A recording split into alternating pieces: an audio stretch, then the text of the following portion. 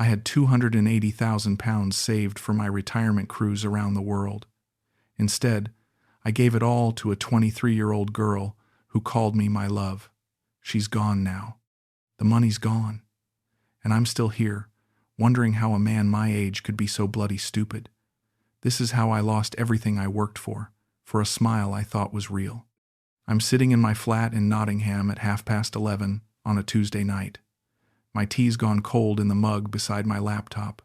The cursor blinks on the screen. I tell myself I'm just browsing, just curious, just killing time before bed. But that's a lie. I've been lonely for 3 years now, ever since Patricia died. 42 years of marriage, gone in 6 months of cancer that ate through her like fire through paper. The flat still smells like her sometimes, or maybe I just imagine it does. Either way, I'm 77 years old and I'm scrolling through a dating site for international connections, feeling pathetic and desperate and hoping nobody I know ever finds out. That's when the message appears. Hello, sir. You have kind eyes.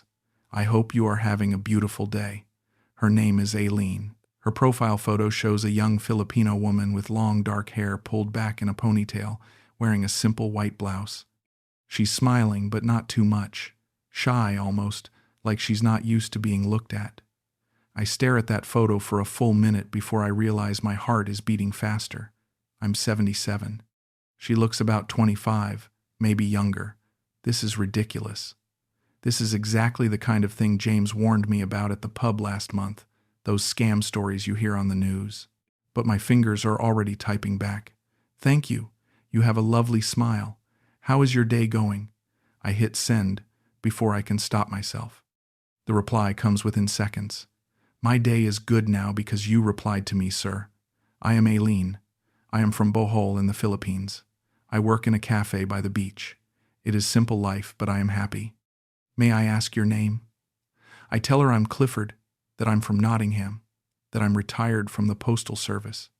She asks what I did there, and I find myself writing paragraphs, telling her about my 40 years, sorting mail, managing teams, the satisfaction of a system that works.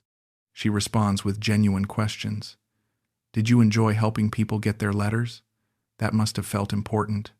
Nobody's asked me that before. Not even Patricia, bless her. We talked about bills and groceries and what was on telly, but we never talked about whether my work mattered. I'm writing back faster now, asking about her cafe, about Bohol, about her family. She tells me she's the youngest of 6, that her parents are farmers, that she sends money home from her wages. It is hard sometimes, but family is everything, you know? She types with small mistakes, charming little errors that make her seem real. By midnight, I'm still talking to her. By 1 a.m, I'm looking at more photos she sent, casual ones, nothing suggestive, just her at work, her walking on a beach. Her with an older woman she says is her mother. You are very handsome for your age, Sir Clifford, she writes. You have kind face. I can tell you are good man. I should feel suspicious. I should recognize this for what it probably is. But instead I feel something I haven't felt since Patricia got sick. I feel wanted.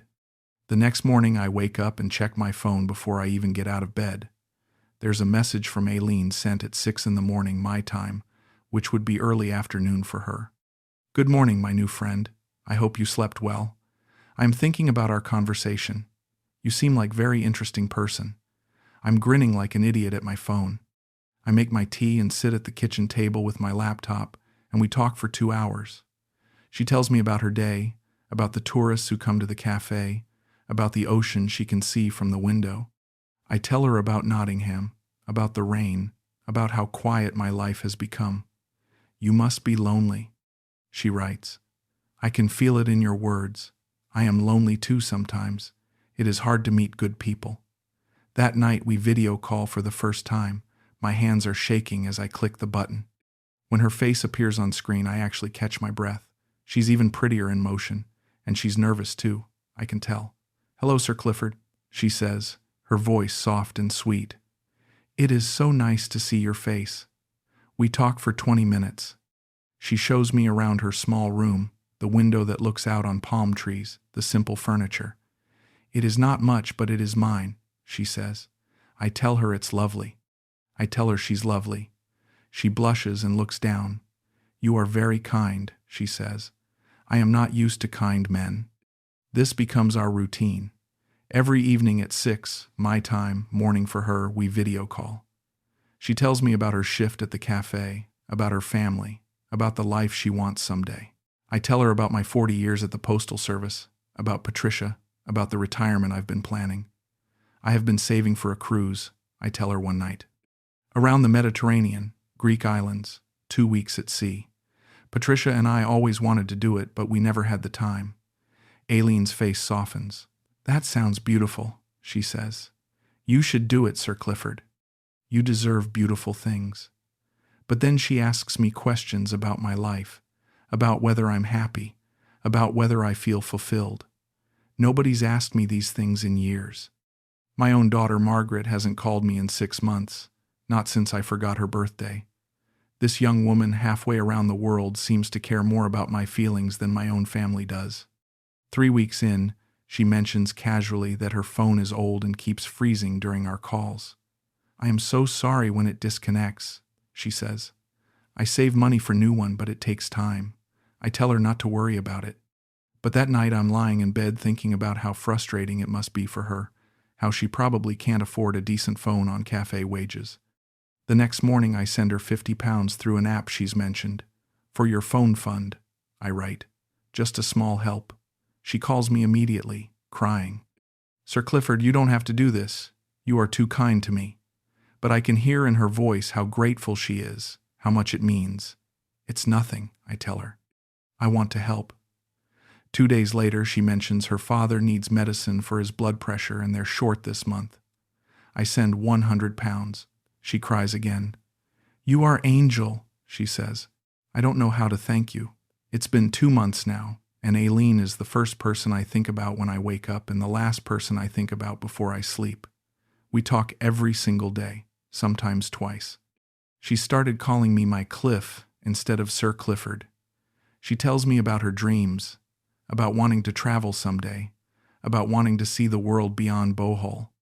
"Maybe one day I can visit England," she says shyly. "If you would want to show me your city." My heart nearly stops. "I would love that," I say.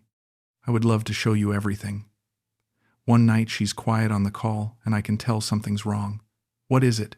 I ask. She wipes her eyes. "I'm just thinking how lucky I am to meet you, Cliff. You make me feel special. You make me feel like I matter." I lean closer to the screen. "You do matter," I say. "You matter very much to me." She smiles through her tears. "I think I am falling in love with you, Cliff. I know that is crazy. I know you might think I am silly girl. But I cannot help my heart."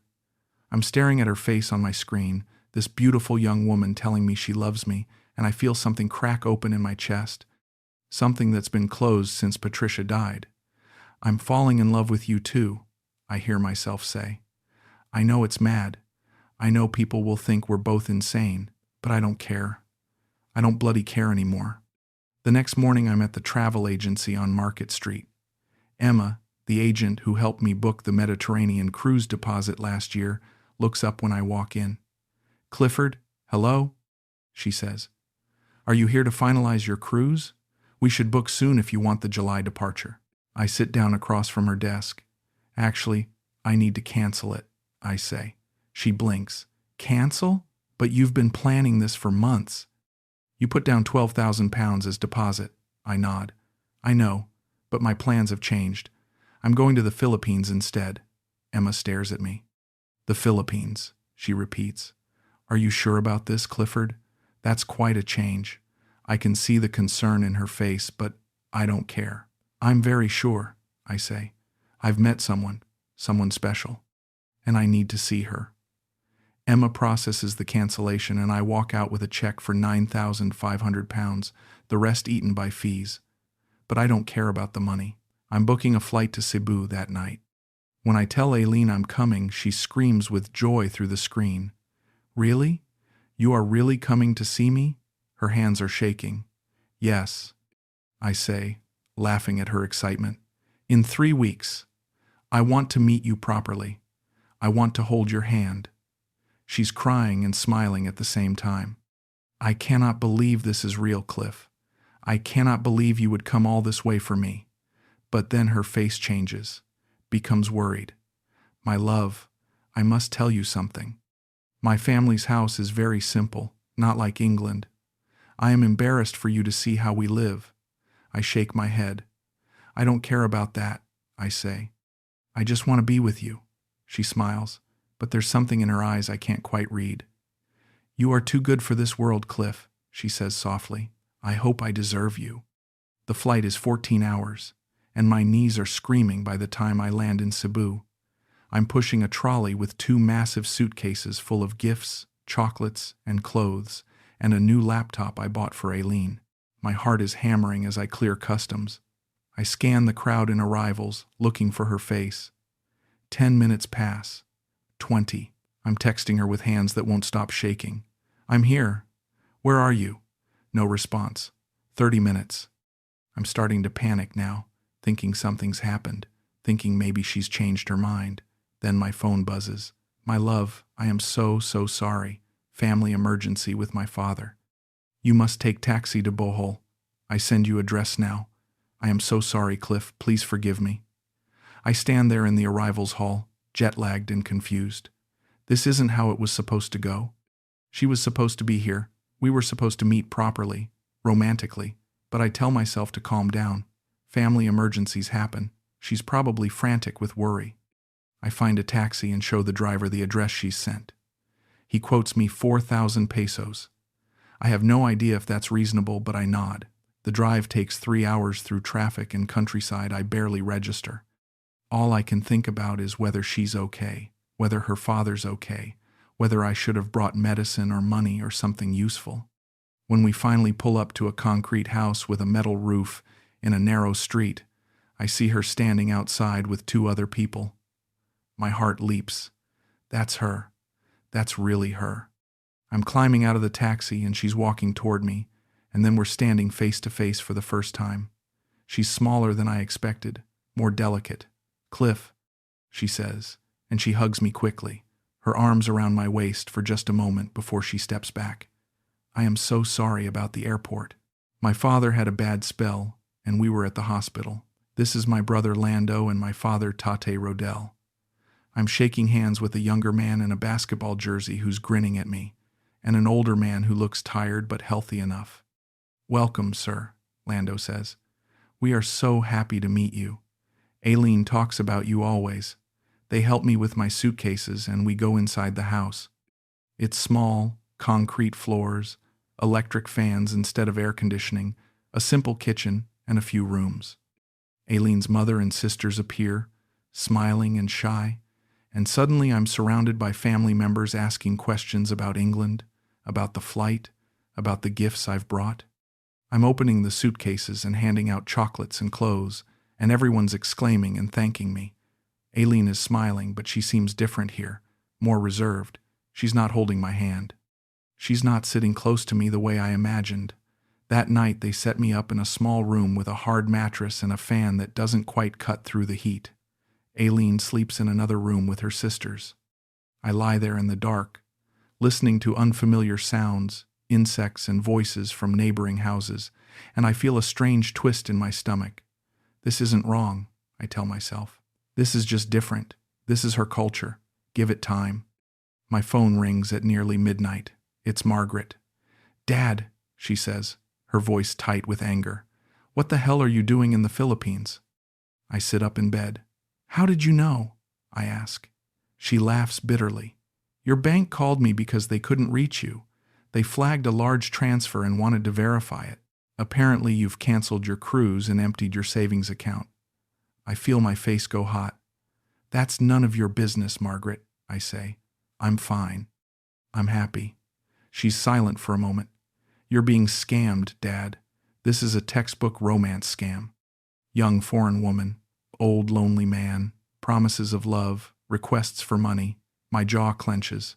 You don't know what you're talking about, I say. Aileen loves me. I love her. Just because you can't understand that doesn't mean it's not real. Margaret's voice breaks. Dad, please, just come home. We'll forget this ever happened. Just get on a plane and come home. I hang up on her. I'm shaking with anger. How dare she? How bloody dare she judge me like this? She hasn't called me in half a year, and now suddenly she cares?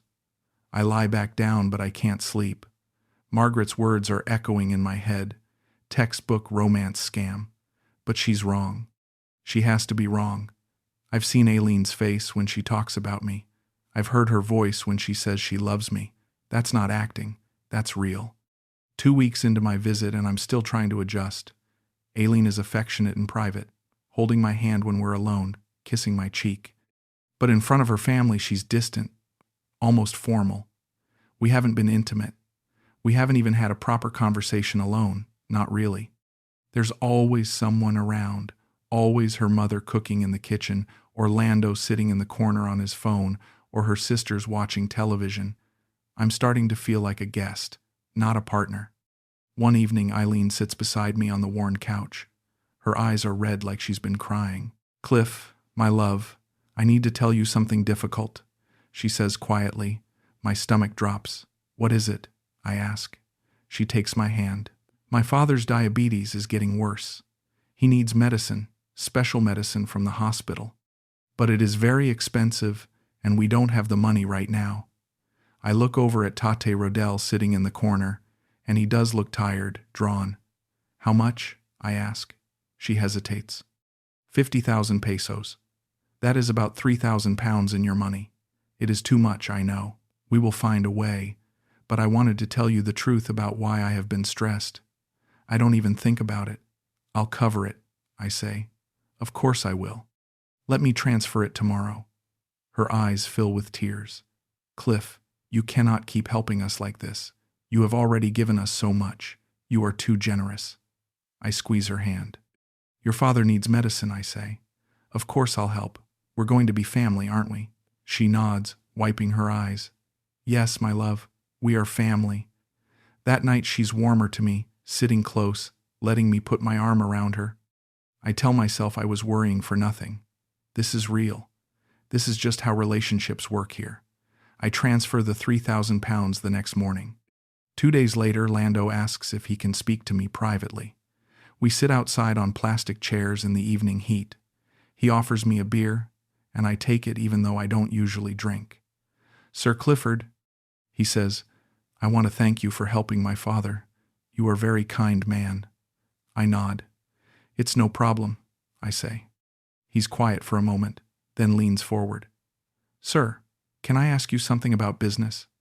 You seem like a smart man who understands money." I'm immediately wary, but I nod. "There is opportunity here," he continues. "My uncle has chance to buy a small piece of land, maybe 200 square meters, very good location near the road. We could build sari store, small shop for the community. It would give steady income for the family. But we need 15,000 pounds to buy the land and start the business." The opportunity closes in 1 week. I'm staring at him. 15,000 pounds. That's a significant amount. "Why are you telling me this?" I ask carefully. He smiles. "Because if you and Aileen marry, which I know she wants very much, this business would be yours too, yes? You would be part of the family. This would be your investment, your income. And you could visit any time and see your business growing." I don't know what to say.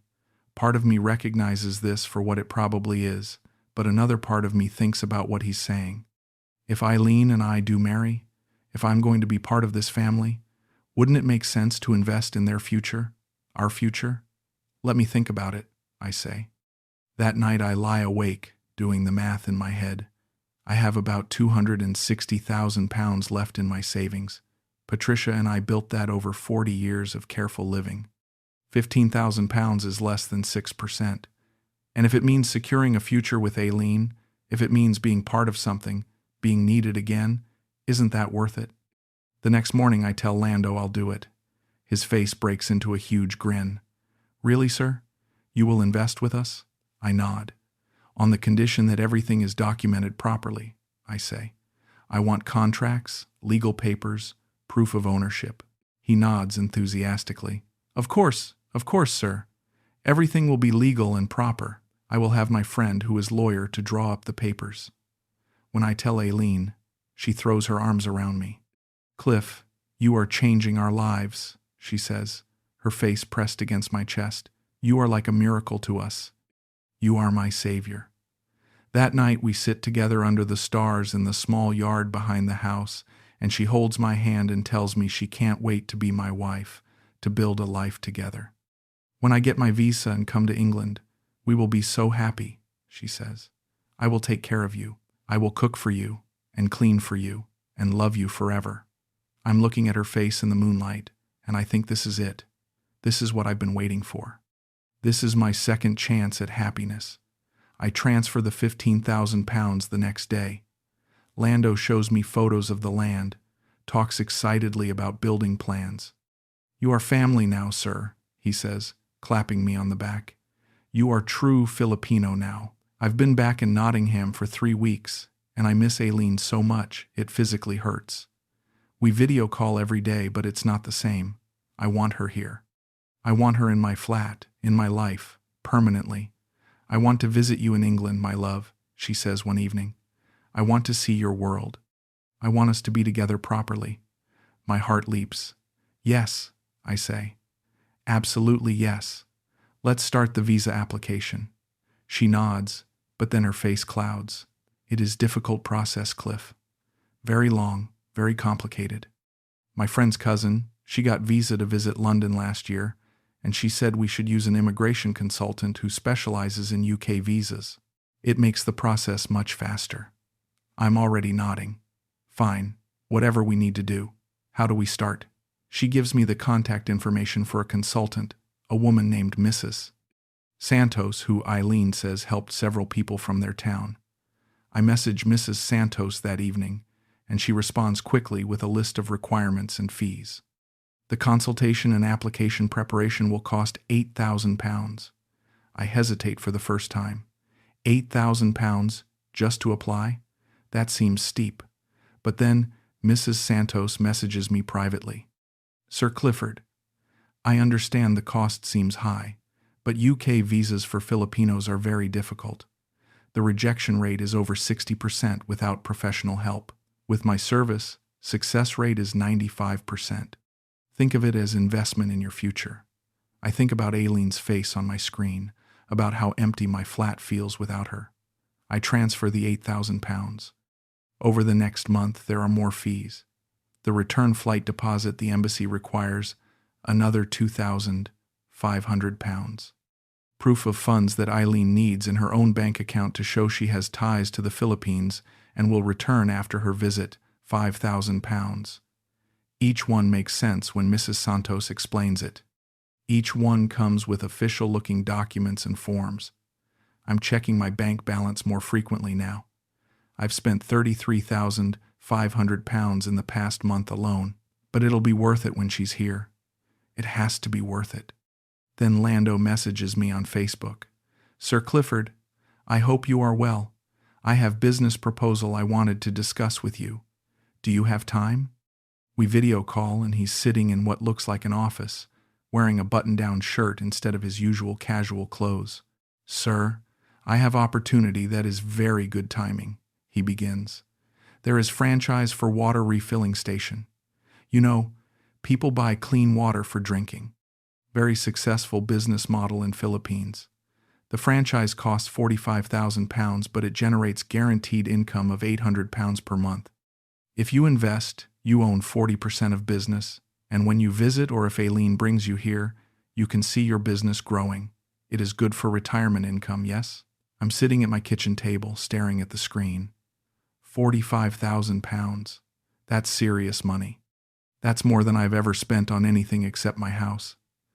That's a lot, Lando, I say carefully. I need to think about it. His face falls. I understand, sir. But the franchise opportunity closes in 5 days. If we don't act fast, someone else will take it. I am trying to think of your future, of Aileen's future. You want to have income here when you retire here, yes? I end the call and sit in silence. I'm looking at my spreadsheet, the one I haven't opened in weeks because I'm afraid to see the total. I've spent £56,500 since I met Aileen. That's in 5 months. 5 months. And now Lando wants another £45,000. I message Aileen. Your brother is asking me to invest in a water business. Do you know about this? She responds immediately. Yes, my love. He told me about it. It is good opportunity, but only if you want. Please do not feel pressure. We do not want to burden you. You have already done so much for us. But something about the phrasing bothers me. We do not want to burden you. We, like she and Lando, have discussed this. Like they've planned this together. I'm staring at my phone screen, and for the first time I'm feeling something cold in my stomach. I go to bed without responding to anyone. The next morning I wake up and open my banking app before I even get out of bed. £204,000. That's what I have left. I've spent £56,500 in 5 months, and Lando wants another £45,000, and there are still visa fees coming. I'm trying to do the math, trying to figure out if this makes sense. If I don't invest in the water business now, isn't the £15,000 I already put into the land wasted? Isn't it all connected? If I stop now, I lose everything. If I keep going, maybe it works out. Maybe Aileen gets her visa and comes here and we build a life, and the investments in the Philippines pay off and it all makes sense in the end. I'm sitting at my kitchen table drinking tea, and I realize I'm crying. When did I become this person? When did I become someone who spends £50,000 on a woman I met on the internet? Patricia and I saved for decades to build that account. 40 years of packed lunches and DIY repairs and careful budgeting, and I'm draining it in months. But what's the alternative? If I stop now, Aileen will think I don't love her. She'll think I was just using her, just playing with her feelings. And maybe I'll lose the one chance I have at happiness. I message Lando. I'll do the investment. Send me the account details. He responds within minutes with bank information and enthusiastic thanks. I transfer £45,000. My bank balance now says £159,000. I sit there staring at the number. That's what remains of a lifetime of work, and I've just given away another massive chunk of it. That night, Aileen sends me a voice message. Cliff, my love, Lando told me what you did. I cannot believe how generous you are. I love you so much. I cannot wait to be your wife and spend every day showing you how grateful I am. You are the best man I have ever known. I play it 3 times, listening to her voice, trying to hold on to the feeling that this is right, that this is worth it. 2 months later, I'm sitting at my kitchen table at 4 in the afternoon when my phone rings. It's James from the post office, my old colleague who I haven't spoken to in months. Cliff, mate, how are you? He asks. Good, I say, though I'm not. Just fine. There's a pause. Listen, I heard something down the pub last week that concerned me. Bill mentioned you've been sending money to a woman in the Philippines. Is that true? My jaw tightens immediately. Who I send money to is my business, James, I say coldly. He's quiet for a moment. I know, mate. I know. I'm not trying to pry. I'm just worried. These romance scams are everywhere these days.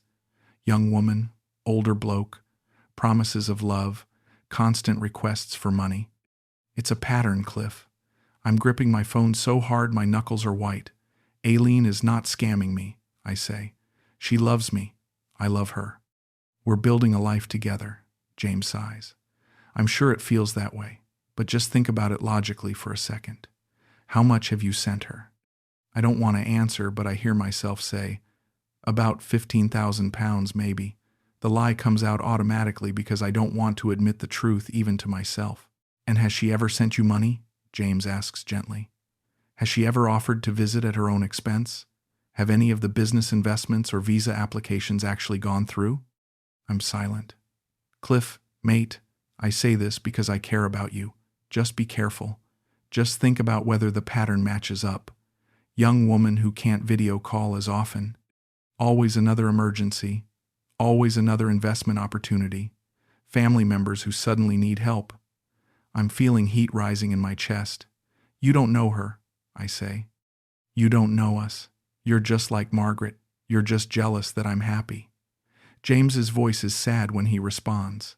I'm not jealous, Cliff. I'm worried, but I can see you're not going to listen. Just promise me one thing. Promise me you'll ask yourself what you're getting out of this. Because from where I'm standing, it looks like you're giving everything and getting nothing. I hang up without responding. That evening, I'm sitting alone in my flat, and I can't stop thinking about what James said.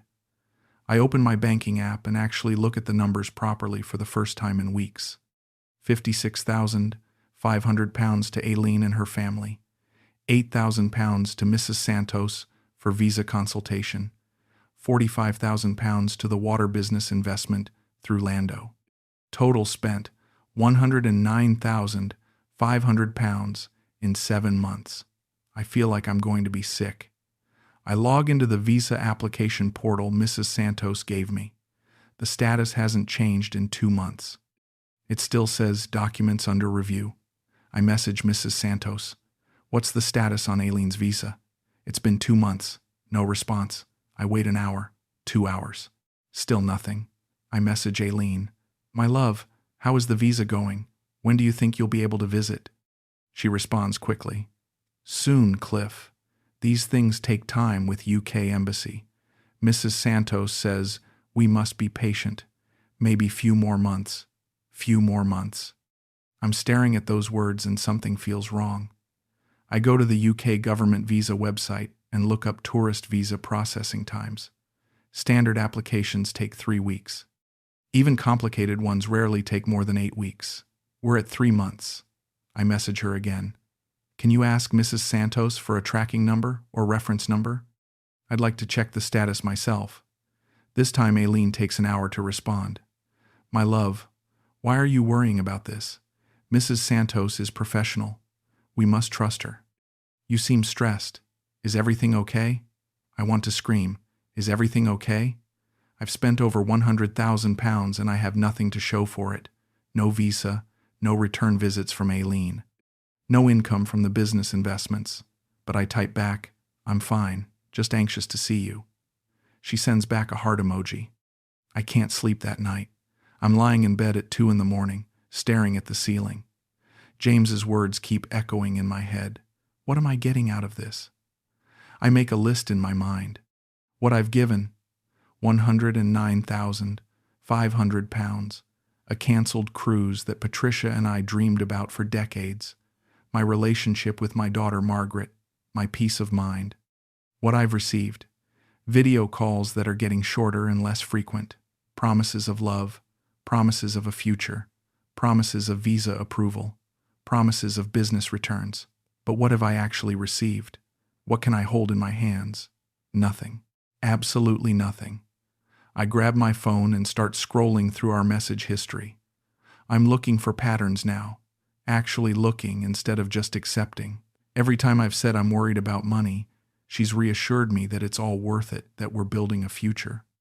Every time I've questioned an expense, she's made me feel guilty for doubting her. Every time I've hesitated, there's been an emergency or an opportunity that couldn't wait.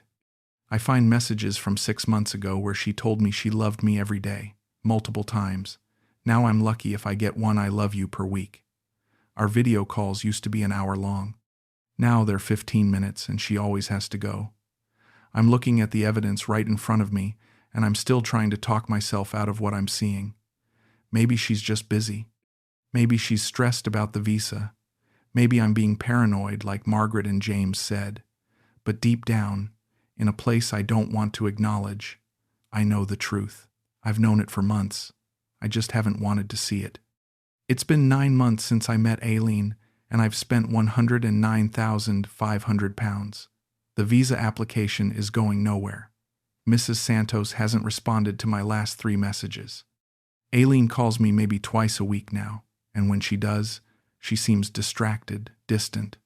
But I'm still holding on because the alternative is too horrible to face. Then I get a message from Lando. Sir Clifford, I have bad news. There is problem with the water refilling station construction. The contractor found issues with the plumbing permits, and we need additional equipment that was not in original quote. We need £35,000 urgently, or the entire project will shut down and we will lose all the money already invested. I'm staring at my phone. £35,000.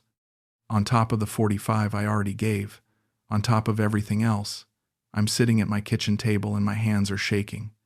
I call Aileen immediately. She answers on the fourth ring. "Hello, my love," she says, but her voice sounds tired. "Is this true about the water business?" I ask. "The problem Lando mentioned?" She sighs. "Yes, Cliff. It is true. We did not want to worry you, but if we do not fix this problem, we will lose the business.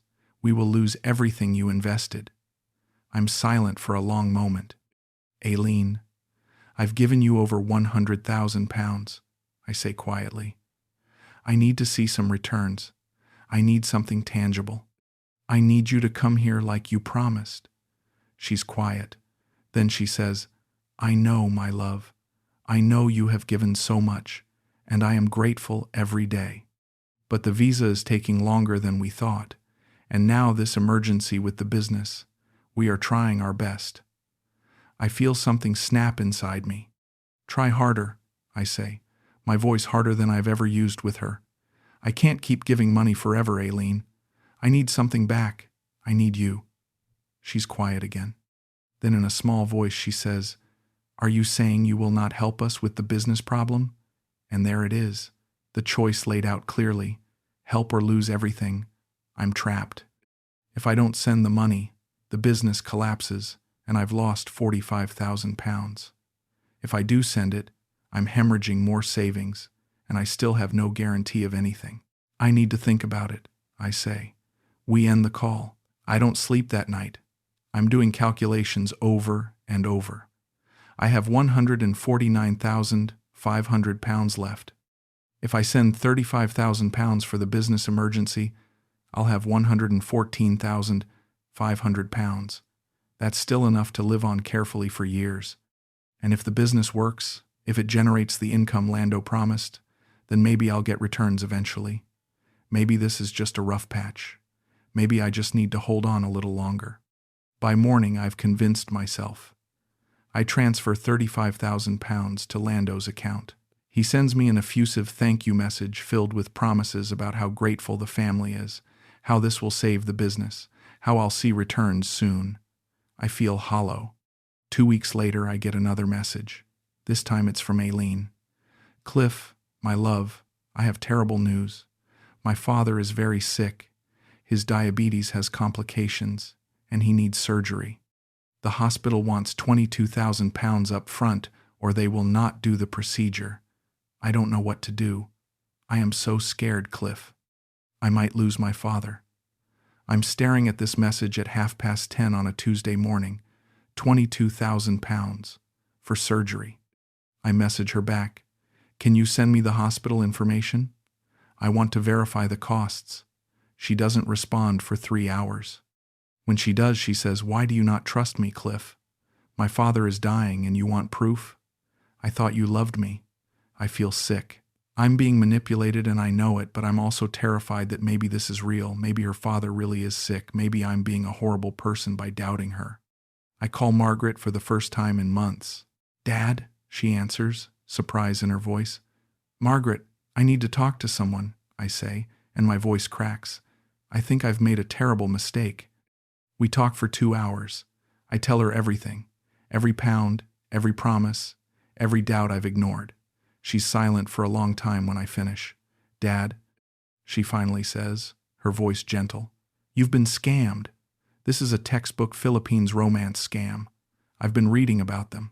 The young woman, the sick father, the business investments, the visa that never comes. It's all part of the pattern. I'm crying now, properly crying for the first time since Patricia died. But she loves me," I say pathetically. "She told me she loves me." Margaret's voice is sad. "I know she did, Dad, but people lie, especially when there's this much money involved. You've sent them over 140,000 pounds. That's probably more than they'd earn in 15 years. Of course they'll say whatever keeps the money coming." I'm sobbing into the phone. "What do I do?" I ask. "I've spent everything, Margaret. The cruise fund is gone. Most of our savings are gone. What do I do?" She's quiet. "You stop sending money," she says firmly. "Right now. Today. You block Aileen and her family. You report the fraud to the police and the bank. And you try to rebuild with what you have left. I hang up and sit in silence. My phone buzzes. It's Aileen. My love, did you transfer the money for my father's surgery? Hospital is waiting. Please, Cliff. Please don't let my father die. I'm staring at this message and I can see it now. I can see the manipulation so clearly. The guilt trip, the emotional blackmail, the urgency, it's all so obvious. But even now, even knowing I'm being played, part of me still wants to believe her. Part of me still wants to be the hero, the savior, the man she calls my love. My finger hovers over the transfer button. 22,000 pounds. That would leave me with 92,500 pounds. Still enough to live on, still enough to survive. And maybe this time it's real. Maybe her father really is sick. I don't transfer the money. For the first time in 9 months, I say no. I message her back. Aileen, I can't send any more money. I'm sorry. I need to see some proof that everything I've invested is real. I need the visa to progress. I need to see business documentation. I need something. She doesn't respond for 6 hours. When she does, her message is cold. I see. So when things get hard, when my family needs you most, you abandon us. After everything we have done for you, after I gave you my heart, I thought you were different, Cliff. I thought you were a good man, but you are just like all the others. I'm reading this message and I feel like I've been punched, just like all the others. How many others have there been? How many old men has she done this to? I'm shaking with rage and grief and humiliation, but I don't respond. Over the next week, I get messages from Lando, from Aileen's sisters, from people claiming to be hospital administrators, all of them asking for money. All of them painting me as the villain who's abandoning a poor family in need. I block them all. I block Aileen. I sit in my empty flat and I try to accept what I've done to myself. I've spent 166,500 pounds in 9 months. That's what's gone. My Mediterranean cruise, my financial security, my dignity, all of it poured into a lie that I was desperate to believe. Margaret comes to visit me the following weekend. She doesn't say I told you so, even though she has every right to. She just sits with me and makes me tea and helps me fill out police reports that she warns me probably won't lead anywhere. International fraud is almost impossible to prosecute, Dad, she says gently. The money's probably gone for good. I nod. I already knew that. 3 weeks after I blocked Aileen, I'm lying awake at 2 in the morning when my phone buzzes with a Facebook message request. It's from an account I don't recognize. No profile picture. Obviously fake. I almost delete it. But something makes me open it. There's no text, just photos. 4 of them. I'm staring at my phone screen and everything inside me is collapsing. The first photo shows Aileen on a beach in a red bikini. Her arms are wrapped around a young Filipino man, mid-20s, fit and handsome with tattoos on his shoulders. They're kissing. The photo is dated 3 months ago. 3 months ago we were still talking every day. 3 months ago she was telling me she loved me. The second photo is from a restaurant. Aileen and the same man sitting close together, her hand on his chest, both of them laughing, dated 5 months ago, right when I gave Lando 45,000 pounds for the water business. The third photo is from what looks like a resort. They're in a pool together, her legs wrapped around him, dated 7 months ago, right after my first visit to Bohol. The fourth photo is from what's clearly a bedroom. I don't want to describe it. It's dated 2 months ago, right when I was sending money for the visa application. I'm sitting up in bed now, my heart hammering so hard I think I might be having a heart attack. My hands are shaking so badly I can barely type. I message her on the blocked account. Who is he? No response. I wait an hour, 2 hours. At 5 in the morning, she finally responds. Cliff, I am sorry. His name is Paolo. He is my boyfriend. We have been together for 2 years. I can't breathe. I'm reading those words over and over. Her boyfriend. 2 years. Then what was I? I managed to type. The typing indicator appears and disappears several times. Then finally, you were kind to me. You helped my family. I do care about you, Cliff. But Paolo is my age. He is my life. I thought you understood this was just us helping each other. You helped us with money. We gave you company, made you feel special. That is how it works. Just helping each other. 166,500 pounds. My entire retirement plan. The cruise Patricia and I dreamed about for 40 years. My financial security. All of it just helping each other. I'm typing with shaking fingers. What about the business? The land? The water station? Your father's surgery? She takes a long time to respond. The land was real, but it is in my father's name, not yours. There is no water station. We spent that money on other things. My father is fine. He does not have diabetes. It was just story, Cliff. Just words. I feel like I'm floating outside my body. And the visa? I ask. There never was visa application, she responds. Mrs. Santos is Lando's girlfriend. She kept the 8,000 pounds. You cannot be angry, Cliff. You are a rich old man from England. We are poor family in Philippines. You have so much, and we have nothing. You gave freely. Nobody forced you. You chose to send money because it made you feel good about yourself, because it made you feel like big man, like hero. So do not pretend you are victim. You got what you wanted, too. I'm reading these words and I realize she's right. In a horrible, twisted way, she's absolutely right. I did want to be the hero. I did want to feel important and needed and special. I wanted so desperately to believe that a beautiful young woman could love me that I ignored every red flag the size of a billboard. I messaged Lando. Blocked. I try to call Tate Rodel's phone. Number disconnected. I check Facebook and every single member of Aileen's family has either blocked me or deleted their accounts.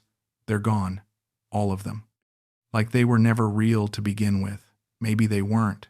Maybe everything was theater, a performance put on for the lonely old fool from England who was desperate enough to believe it. I'm sitting at my kitchen table as the sun comes up, staring at my phone and my laptop. I open my banking app. 83,000 pounds. That's what I have left out of 249,500 pounds. That's what remains after 9 months of hope and desperation and willful blindness. I spent 166,500 pounds on a lie, on a fantasy, on the belief that I mattered to someone. I should call the police. I should report the fraud. But what would I even say? I willingly transferred money to a foreign country for business investments I never verified and visa applications I never checked. I gave a woman I met on the internet money every time she asked. I believed everything she told me because I wanted to believe it. That's not fraud. That's stupidity. That's desperation dressed up as love. Margaret calls me at noon. Dad, are you okay? She asks. No, I say honestly. I'm not okay. She's quiet. Do you want me to come over? She asks. Yes, I say. Please. She arrives 2 hours later with groceries and cleaning supplies, like she knows I haven't been taking care of myself. We sit in silence for a long time. Finally, she says, Dad, I'm not going to say I told you so. I nod. I know. What are you going to do? She asks. I don't have an answer. I'm 77 years old. I don't have time to rebuild a retirement fund. I can't go back to work. I can't win the lottery. This is it. This is what I have. 83,000 pounds. And the rest of my life. To live with what I've done. Over the next few weeks, I try to piece together what's real and what was fiction. I report the fraud to Action Fraud UK, who tell me politely that international romance scams rarely lead to prosecutions and the money is almost certainly gone. I contact my bank, who inform me that because I authorized all the transfers, there's no fraud from their perspective. I search for the visa consultant, Mrs. Santos, online. She doesn't exist. The business address Lando gave me for the water refilling station doesn't exist. I find Lando's Facebook page, which he hasn't blocked. He posted photos 3 weeks ago of himself and friends playing basketball. One photo is tagged with Tate Rodel, who looks perfectly healthy, laughing with a beer in his hand. No diabetes, no surgery, no hospital bills. It was all lies, every single word. I sit in my flat, night after night, and I try to understand how I let this happen. I'm not stupid. I worked for 40 years in management. I understand systems and logic and patterns, but loneliness is a powerful thing. It makes you ignore evidence. It makes you rationalize the irrational. It makes you believe in miracles, because the alternative, that you'll die alone, is too painful to face. Aileen didn't scam me because she's evil. She's probably not evil. She's just desperate in a different way. Desperate for money, the way I was desperate for connection. She saw an opportunity, and she took it, and I gave it to her because I wanted to believe that someone could love me again. 2 months after the photos, I'm cleaning out my desk drawers when I find the cruise brochure I saved over a year ago. Mediterranean voyage, Greek islands, Santorini, Mykonos, Crete. 14 days of sun and history and peace. The brochure is wrinkled now, the colors faded. I look at the price, £12,000. For the cruise I wanted, I have £83,000 in my account. Technically, I could still do it. I could book the cruise tomorrow and finally take the trip Patricia and I always dreamed about, but I don't, because I'm afraid now. Afraid to spend anything. Afraid I'll need that money for rent someday, for bills, for medical care. Afraid that if I dip into what's left, I'll end up with nothing. So I'm going to die with money in the bank that I'm too terrified to spend. That's what Aileen really took from me, not just the £166,500. She took my ability to enjoy what's left. She took my trust. She took my hope. Margaret visits every weekend now. We sit and watch television together, or she brings me to her house for Sunday dinner. She doesn't mention Aileen. She doesn't bring up the money. She just sits with me in companionable silence, and slowly, very slowly, I'm starting to feel like I have family again. Not the family I bought. Real family. That night, I delete Aileen's contact from my phone. I delete the photos, the messages, the video call history. I delete the Facebook account I created just to talk to her. I sit in the silence of my flat, and for the first time in 10 months, I'm not waiting for a message. I'm not hoping she'll call. I'm just here, alone, the way I was before, except now I'm alone and broke and humiliated, and I have to live with that. People ask me sometimes, friends at the pub, the postman, the lady at Tesco who's seen me shopping there for 20 years. "How are you, Cliff?" they say. "I'm fine," I tell them. It's easier than the truth. The truth is, I'm a 77-year-old man who gave £166,500 to a woman who never loved him. The truth is, I wake up every morning and remember what I lost, and I go to bed every night knowing I'll never get it back. But I've learned something in these long, quiet months. Loneliness makes you do terrible things. It makes you ignore red flags. It makes you believe in lies because the truth is too painful. It makes you think that love can be bought if you just pay enough. Aileen was right about one thing. I did get something out of it. I got to feel special. I got to feel needed. I got to feel like I mattered to someone.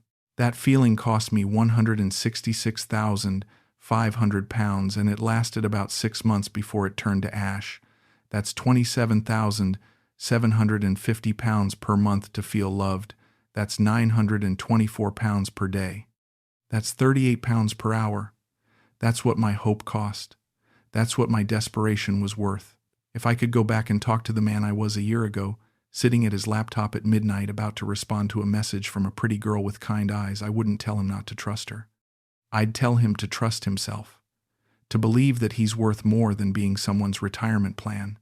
That real love doesn't require proof of funds. That real love doesn't need visa fees or business investments or emergency surgeries. That real love doesn't disappear the moment the money stops. I'll never take that Mediterranean cruise now. I'll never see the Greek islands or stand on the deck watching the sun set over the Aegean. That dream died with Patricia, and I let Aileen bury it completely. But I'm still here. I have £83,000. I have my flat. I have Margaret, who calls me twice a week and visits on Sundays. I have friends at the pub who buy me pints and don't ask difficult questions. And I have the truth. It's a cold, hard truth that sits in my chest like a stone, but it's mine. It's real, and nobody can take it away from me. That's not the ending I wanted. That's not the ending I paid for. But it's the ending I've got. And maybe for an old fool like me, that's enough.